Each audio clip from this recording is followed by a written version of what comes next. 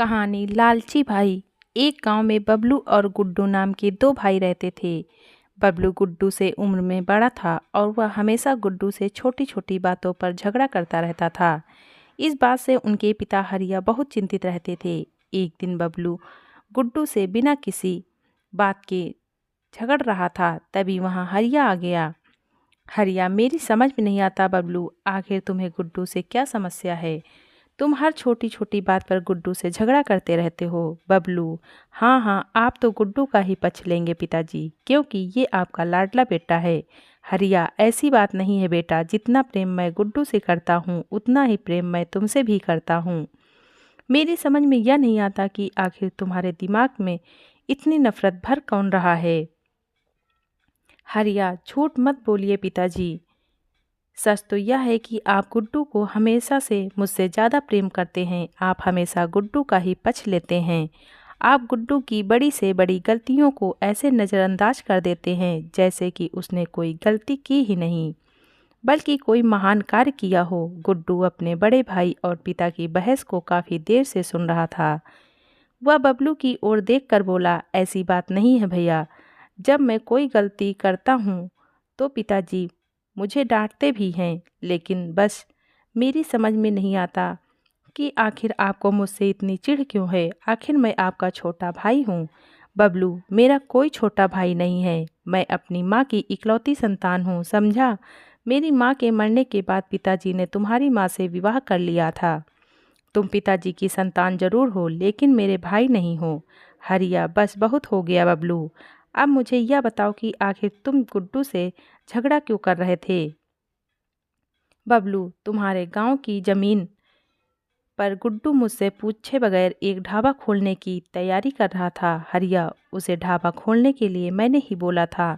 तुम तो कोई कामकाज करते नहीं हो और अब मैं बूढ़ा हो चुका हूँ, गुड्डू ही परिवार का खर्च उठाता है। बबलू: बस यही सुनना बाकी रह गया था, तो आप यह कहना चाहते हैं कि मैं इसके टुकड़ों पर पल रहा हूँ? पिताजी, वह ज़मीन मेरी है, मैं उस ज़मीन पर गुड्डू को कोई ढाबा नहीं खोलने दूंगा। इतना कहकर बबलू क्रोधित होकर घर से बाहर निकल गया और गुड्डू अपने पिताजी की ओर देखकर बोला: अब आपको भैया से इतनी सख्ती से बात नहीं करनी चाहिए थी पिताजी। आपने उनसे ऐसा क्यों कहा कि घर का खर्च मैं ही उठाता हूँ? उन्हें कितना बुरा लगा होगा। हरिया: तुम वाकई बहुत भोले हो गुड्डू, तुम्हारा बड़ा भाई तुमसे बगैर बात के झगड़ा करता रहता है और फिर भी तुम्हारे मन में उसके लिए इतना प्रेम और स्नेह है। गुड्डू: वह मेरे बड़े भाई हैं पिताजी, उन्हें मुझसे झगड़ने का पूरा अधिकार है। भैया मन के इतने बुरे भी नहीं हैं पिताजी, उन्हें ज़रूर कोई मेरे खिलाफ और आपके खिलाफ भड़काता रहता है।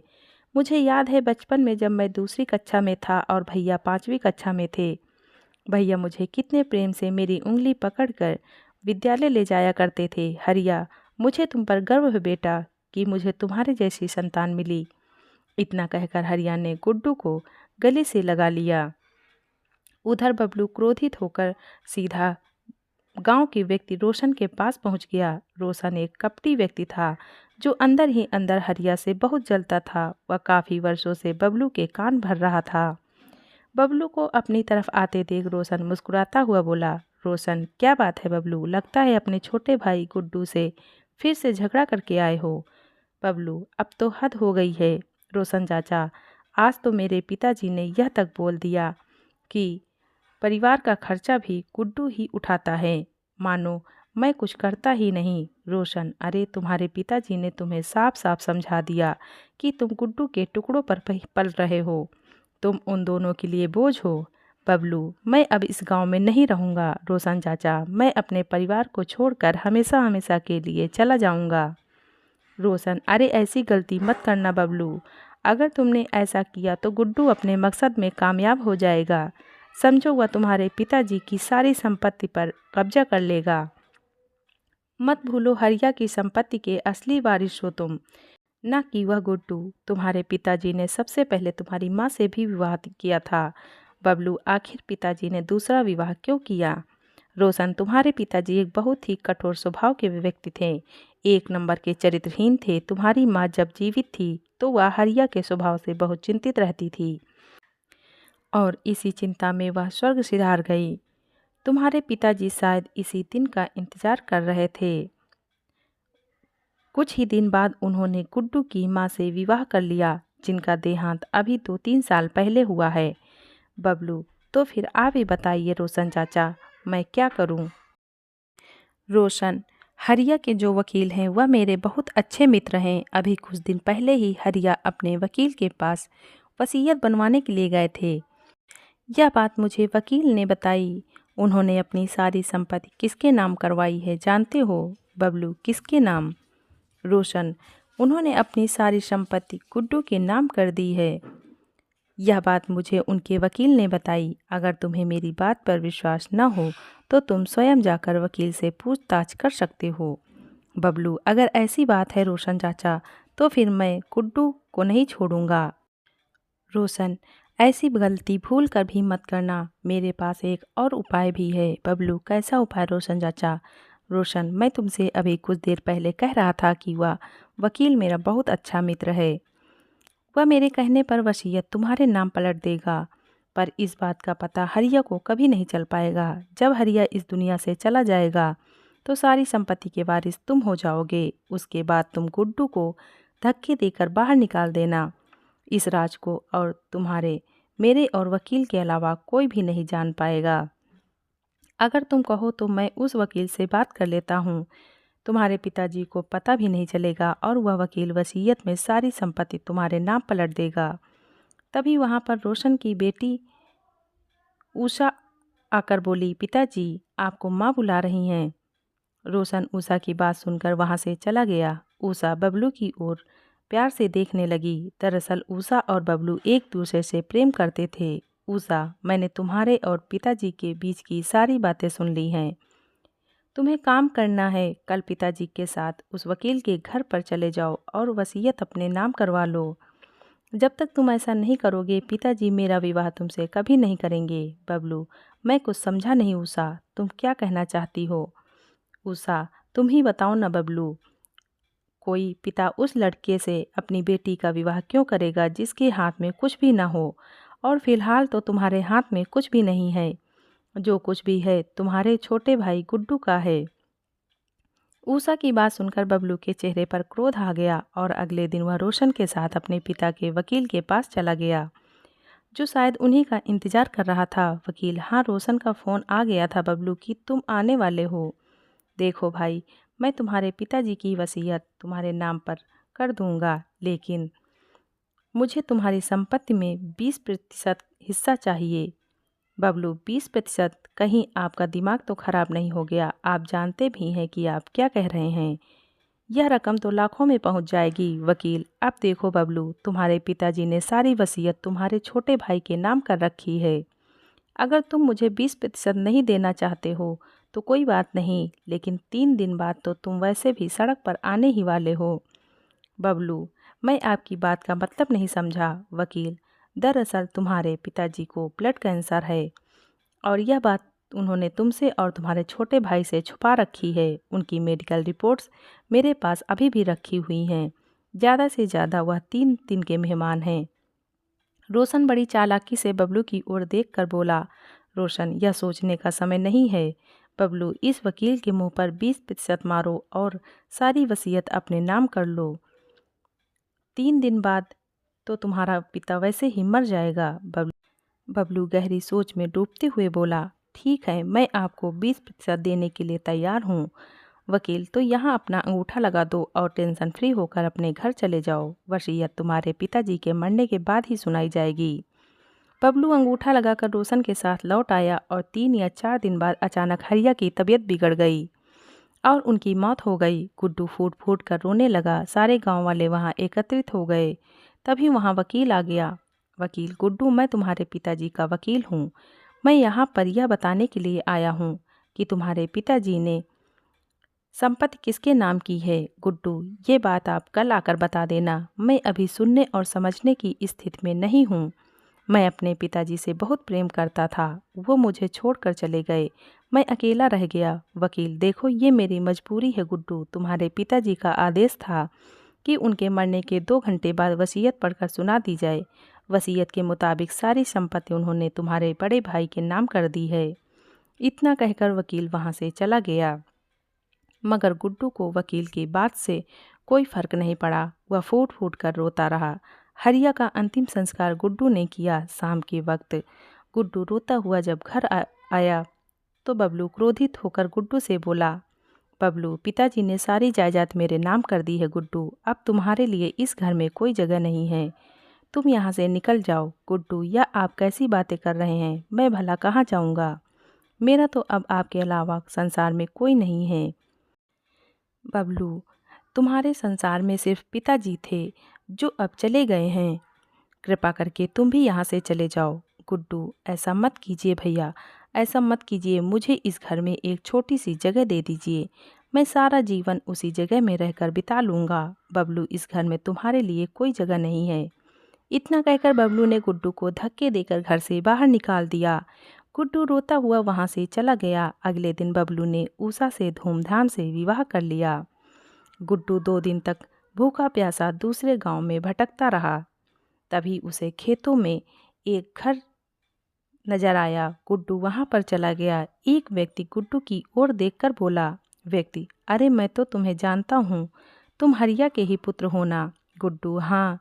व्यक्ति, मेरा नाम सुखिया है। मुझे 2 दिन पहले ही पता लगा कि हरिया अब इस दुनिया में नहीं रहे, लेकिन बबलू ने तुम्हारे साथ अच्छा नहीं किया, ईश्वर उसे कभी माफ़ नहीं करेगा। गुड्डू, अरे आप तो मेरे पूरे परिवार को जानते हैं। व्यक्ति, इस घर को और इस खेत को देख रहे हो, यह घर तुम्हारे पिताजी का ही दिया हुआ है। हम सब तो सड़कों पर मारे मारे फिर रहे थे, तुम्हारे पिताजी ने ही हमें सहारा दिया।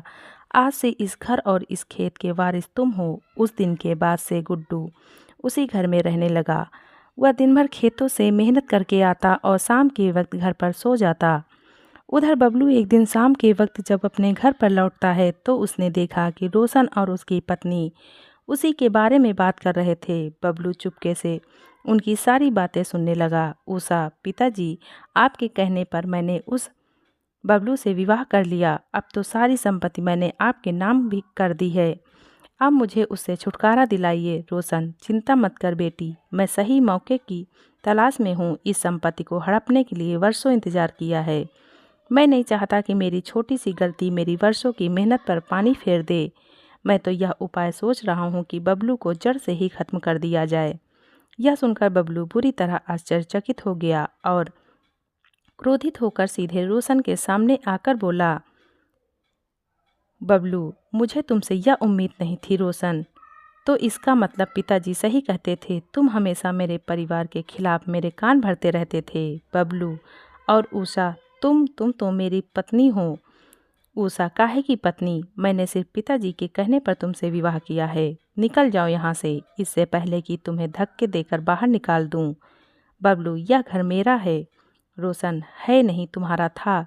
तुम्हें शायद याद नहीं कि तुमने उस वकील के यहाँ पर अंगूठा भी लगाया था और जायदाद हथिया ली थी।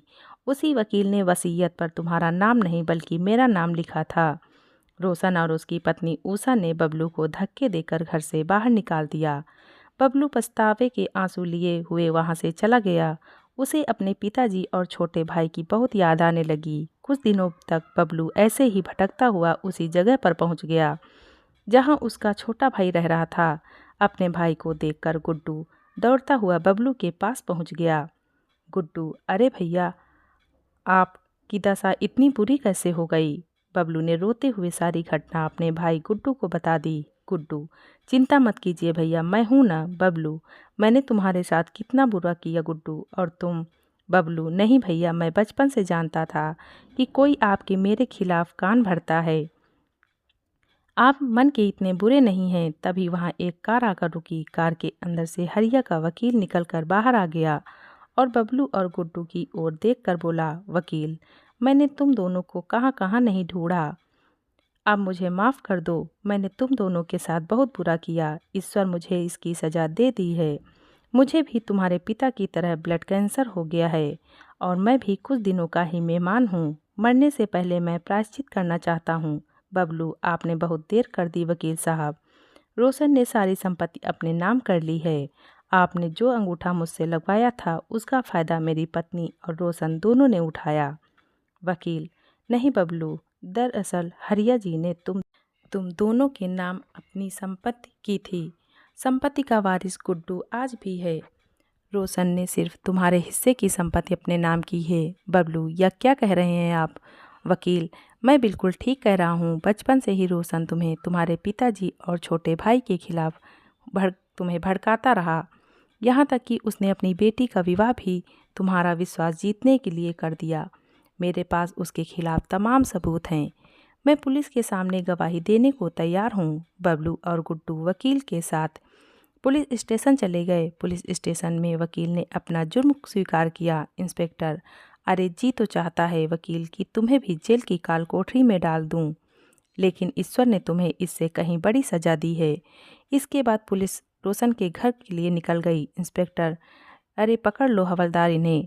रोशन, अरे रे, ऐसे कैसे घुसे जा रहे हो गुंडों की तरह भाई। इंस्पेक्टर, अरे गुंडागर्दी तो अब हम दिखाएंगे कैसी होती है।